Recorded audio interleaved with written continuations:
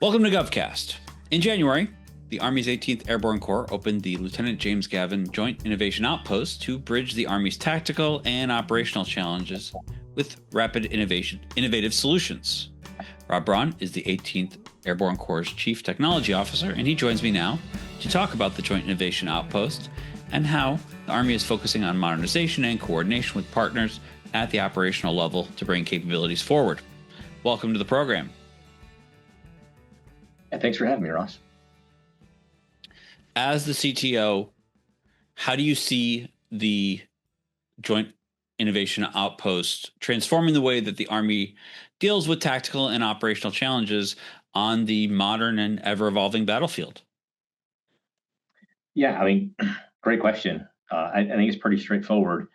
The Lieutenant General James M. Gavin Joint Innovation Outpost, or what I refer to as the JIOP, is an effort to bring the innovation that soldiers see on the battlefield closer to the requirements writers, the acquisitions community, so the material procurement arm of the Army, et cetera, to try to get material solutions or programs of record modified or fielded to the force faster, as identified at the point of need. So typically in the past, you had a requirements writer or someone who would inform the requirements writers who was a user representative. And it could be somebody that served in the military. It could be somebody that didn't. For whatever reason, they represented that user community, whatever warfighting function it was, whether it was maneuver, signal, intelligence, whatever. And they would identify the requirement, validate it, and go provide that over to the Assistant Secretary of the Army for Acquisitions, Logistics, and Technologies, ASOL.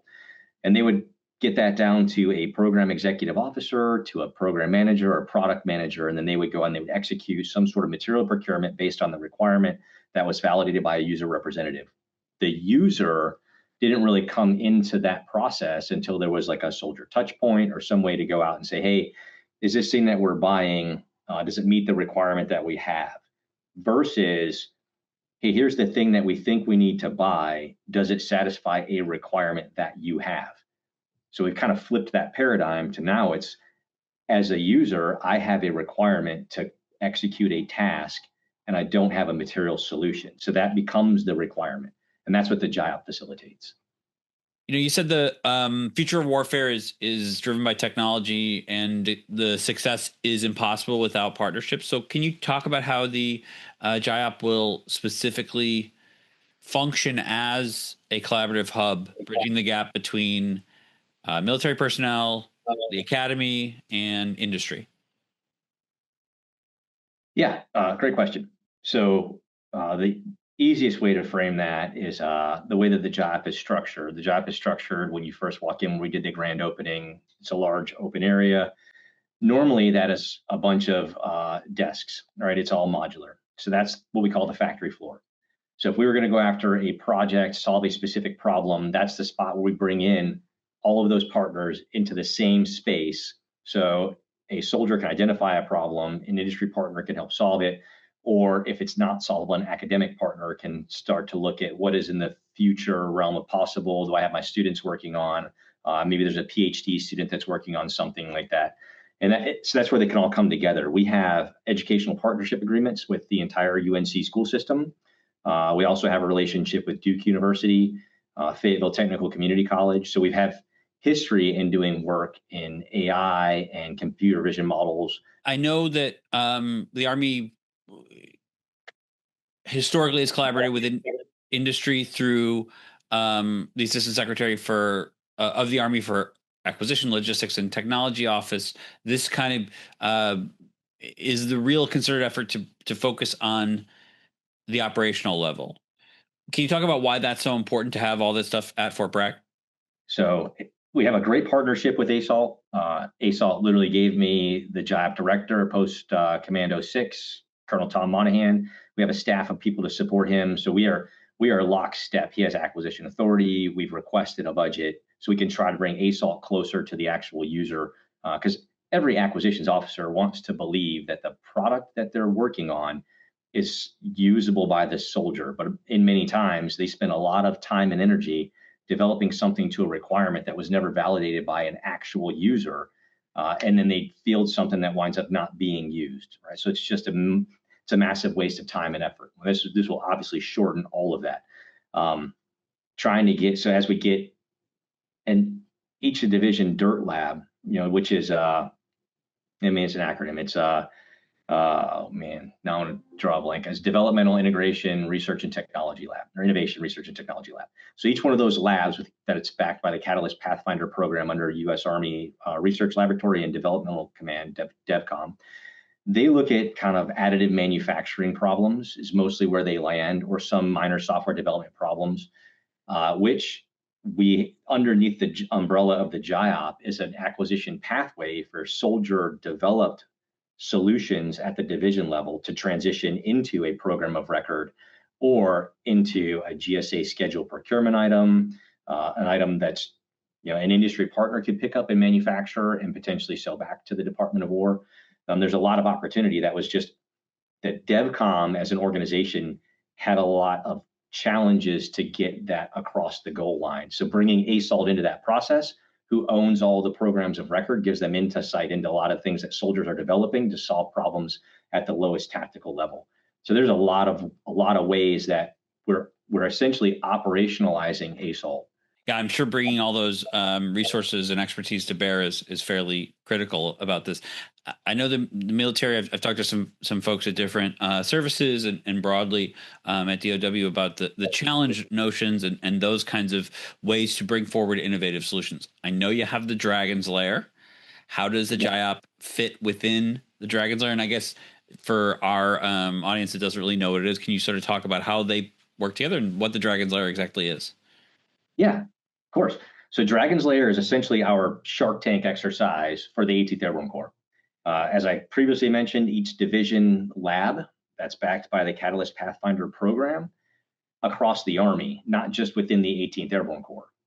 Each one of those labs can submit their project, whatever project they want to. And usually it's based on a level of maturity. If it's something that's ready to transition out of that division and into a larger program or partnership with industry or a procurement item, they submit those through our innovation officers that we have. We have 2 innovation officers that work in the JIOP, and they work for our assistant commanding general for operations.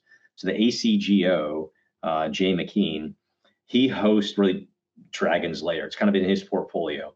So any one of these organizations can show up, and we usually invite judges. We've invited them from a multitude of areas. We've brought in industry professionals, executives. We brought in Army executive leadership, so general officers or civilian equivalents, SESs. What we've kind of landed on in the last couple of Scarlet Dragon exercises is bringing in program managers, people that actually own the roadmaps for capabilities, people that are out of the COEs. So that way they can come in and they can judge the submission that's being presented by soldiers, because it's usually a team of 2 to 3 soldiers that come in and they pitch what it is that they developed. They go through and they explain it. They give you the one slider on it, and they run through it, and then they actually use it. So they demonstrate what it is that they built to solve the problem that they identified. So having those type judges create a more clear path for transition. But without the JIOP, we didn't have the connective tissue into ASALT to facilitate transition. So we would leave Dragon's Lair, and I mean, full transparency, we didn't have a number of things that transitioned out of Dragon's Lair into programs. We had an ammo bag from 101st. We had a couple of very small items that went out, and they became GSA schedule items, which means that any unit on an installation can procure that item through the supply system. But now that we have ASALT kind of involvement from the beginning and an acquisitions officer in the JIOP, now we have a lot more connective tissue to transition things out, because now we know exactly, because of the ASALT experience that we have within the facility, when something comes out, say it's an RF decoy, which we had a unit that developed an RF decoy. They took it out to GRTC. It was 101st, and it was able to mimic a command post, a company command post, and it worked really well. So we took that out afterwards, even separate from the Dragon's Lair process, but within the Dragon's Lair process, this would have been the same result. Took that to, I believe it was PEO, IEW&S at the time, said, hey, here's a sensor an emitter to mimic a company's CP to fool the Op 4, potentially the enemy, into targeting an area that is not the correct area, right? So it gives us space and time to maneuver against that adversary. The response was, hey, we actually have that on our roadmap as a requirement, but in the next 3 years, we're going to deliver something much more capable. So we don't really want to take that on right now. Well, we didn't have a lot of depth to really push back and kind of say, hey, that's not how this should work. Now that we have the DASM, Major General Chris Snyder, who's basically the S3 for ASALT, the ASALT himself, or the MILDEP, Lieutenant General Rob Collins, and the Honorable Brent Ingraham, the ASALT himself, they're all invested in this process. So now when something like that comes up, it's a much different conversation. We don't need to wait 3 years for the really novel capability that's going to mimic a bunch of different RF capacities. We just need something right now that mimics this one unique capability, and then it can fit into your roadmap and we can adopt the thing later, but it should inform your decision cycle. And that wasn't happening. So now within Dragon's Lair, we're just kind of pouring gas on Dragon's Lair, and we're going to move a little bit faster. We're going to move a little bit harder. We actually have one coming up pretty soon, later this year. It'll be the last one that Jay McKean runs, but we expect to get some really good stuff out of it. We talked about informing decisions and how you approach those kind of things. You've got the CTO's perspective. How do you vet and measure commercial tech solutions from the JIOP, solutions from a Dragon's Lair? How do you determine whether they'll actually succeed in a combat environment versus a lab environment, and that disconnect? So the good thing about what comes out of the dirt labs, we call them labs, but they're not really a lab. So that's where soldiers will identify a problem. They'll come in, they'll 3D print a solution, they'll software engineer a solution. They will solve their own problem, and then we'll take it out to the field. They'll take it out to the field and they'll run it through different scenarios, different environments. They'll take it to a CTC rotation. They'll take it on a deployment, and they're really the ones that are validating that something can function in combat, because they're the ones that have to use it, right? So they're the ones that are assuming that risk. What we didn't have before was where we essentially bring a capability that's been developed in a division dirt lab that is, for all intents and purposes, now at TRL 9, as far as capability. Now, as far as production capacity, it's not necessarily that advanced, but to get to TRL 9, you have to have an operational test using an operational force.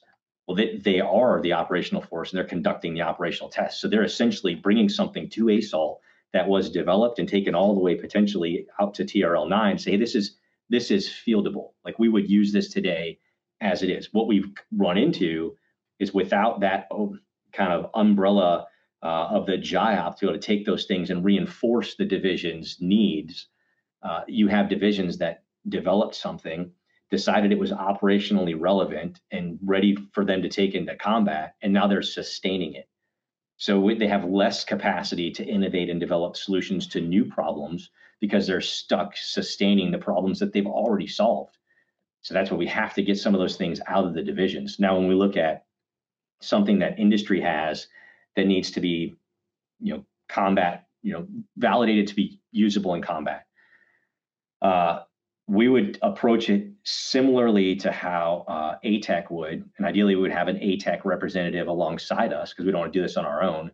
But we have a system of of ranges within the local area that are off Fort Bragg, so we can test different types of emitters or different types of munitions without having to go through the approval process to bring them on the range on Fort Bragg. And we can simulate most scenarios, right? Like, if we look at counter UAS, to your question, and to your point, I don't want to validate that a counter UAS capability can defeat one of our systems. That's not, that's interesting, but it's not necessarily relevant to how we would deploy the system. I need a representative article of what the adversary would have in that same environment to determine if the system can detect or defeat an adversarial UAS. So there's a lot more deliberate thought going into the testing process, and we would go back down to the actual user to determine, are we moving in the right direction? Are we going to run the right test threads to where you're comfortable with this as satisfying your combat requirement? Because I don't create requirements. I facilitate solutions to problems.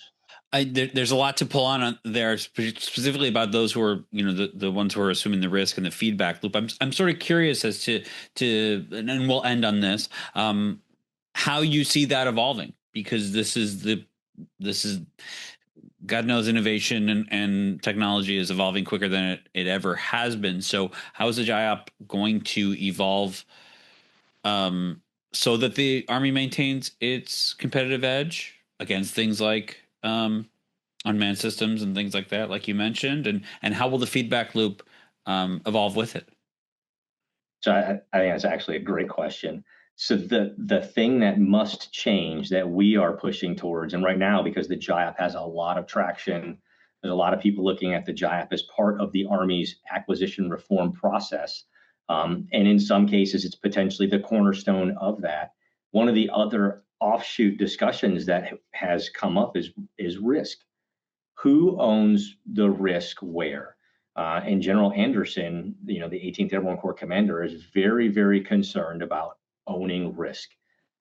From his vision, if he owns the outcome of the risk decision, he should own the risk decision.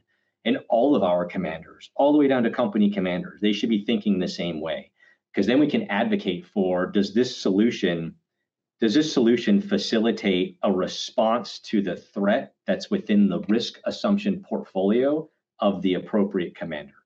Because if the answer is no, then maybe we need to start looking at different approaches to solve the problem, because we put the risk up too high. Or maybe in some cases, we've gone a little bit too free and loose, and we put the risk a little bit too low. So those are things where we have discussions with the commander. We have discussions with the G3 and the other stakeholders within the organization to make sure that we're solving a problem with a solution that is commensurate to the right appropriate level of risk assumption. And that's something that we've not typically done very well in the Army. Is we tend to keep risk up way too high, especially when we get to things like counter UAS. We look at the threats in Ukraine, look at some of the things that are on the news right now over in the Middle East, and we see threats that are moving at a speed that is faster than how fast we innovate. Like the Ukrainians had to adapt. So now the speed of innovation and counter innovation are almost on parallels. So that risk assumption to innovate has to be the same risk assumption to move as fast as the counter to that innovation. If we move the risk too high up, you can't get there. You're going to wind up with a lot of AAR comments in retrospective that's like, we should have done that differently. Yeah, I know risk and risk management, and the relationship to risk management seems to be the theme of, let's say, the last 18 months. I know I spoke to former performing the duties of the CIO. That's quite a mouthful. But Katie Arrington and I talked about a year and change ago about this specific thing, and then the CS RMC came out, and certainly that seems to be something that is on the hearts and minds of everyone. So I guess I lied about saying we were going to end on that. Can you just sort of expand a little bit about the risk management side of things and how the JIOP sort of moves that forward? Yeah. So right now, I think one of the reasons, in my opinion, of why we elevate risk to a level for acceptance that is not necessarily appropriate to operations is because we don't fully understand the risk that we're accepting, or the risk that a commander is accepting. Through the JIOP, having partnerships with industry, having partnerships with academia, and we can look at those things. We can really start to pull back on what risk is a commander at which echelon actually do they actually require them to assume to implement this approach. And then like I said, we can have the discussion at the command level, is that appropriate? Because if it's not appropriate, then we go back, it goes back into the JIOP, and we figure out a solution that is appropriate. So a lot of the risk-informed decision-making is now informed through application of the technology, and really a dissection of what exists within that capacity, within that technology. Because one of the things we want to look at within the Innovation Outpost is, what can we do without the restrictions of a government network? But that being said, we don't want to just do things on the wide open internet. That's not the right answer either. So we need a secure architecture with a sandbox environment that somewhat mimics the commercial internet as best as possible. But regardless, it just doesn't have the same constraints that a government network has. So then we can go into something like counter UAS, right? Counter UAS, right now, the Army fields a number of different sensors, a number of different effectors. Some sensors are paired to effectors, but there's not an ecosystem of connectivity to where one sensor could cue another sensor, right? We don't have compute and AI into that ecosystem to where now all that sensor data that's coming in that could potentially exasperate the capacity, the mental capacity of a human being, the cognitive ability, put it into a machine and let the human make the decision. We don't have that, but we don't know. We don't know if we have problems doing that because we will try to shoehorn that into a secured, deployed government network, an operational network, and then we'll try to figure out how to manipulate the system to fit within the architecture. What we want to do is build the architecture. What would it take to make that a reality? And then start to layer policy on top of that. So then we can understand what is the risk. Is there a policy that needs to be changed because the risk is something that can be assumed at a 3-star level?